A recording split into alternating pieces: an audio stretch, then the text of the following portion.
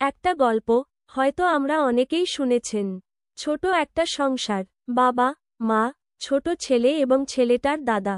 দাদার অনেক বয়স হয়ে গেছে, কোন কাজ করার শক্তি নেই, সারাদিন এক বিছানায় পড়ে থাকে। একদিন ছেলেটার বাবা একটা ঝুড়ির উপর বুড়োকে বসিয়ে জঙ্গলের উদ্দেশ্যে রওনা দিল। যাচ্ছে যাচ্ছে বেশ কিছুদূর যাওয়ার পর ছেলেটা হঠাৎ তার বাবাকে জিজ্ঞেস করল, বাবা, তুমি দাদুকে ঝুড়িতে করে কোথায় নিয়ে যাচ্ছ? তোমার দাদুকে আমরা এখন জঙ্গলের ভেতর রেখে আসব।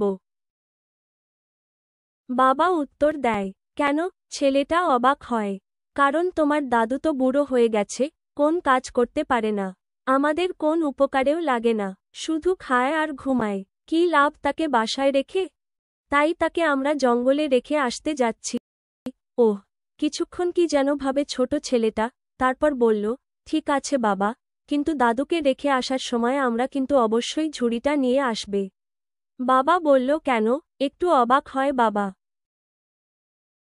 কারণ যখন আমি বড় হব, তুমি তো তখন বুড়ো হয়ে যাবে, দাদুর মতো। তখন তুমি কোন কাজই করতে পারবা না, শুধু খাবা আর ঘুমাবা।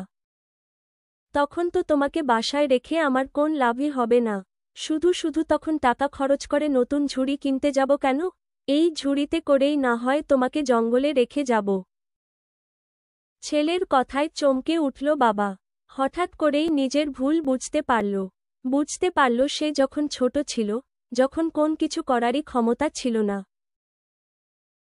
তখন তার বাবা মাই তাকে যত্ন করে বড় করেছে।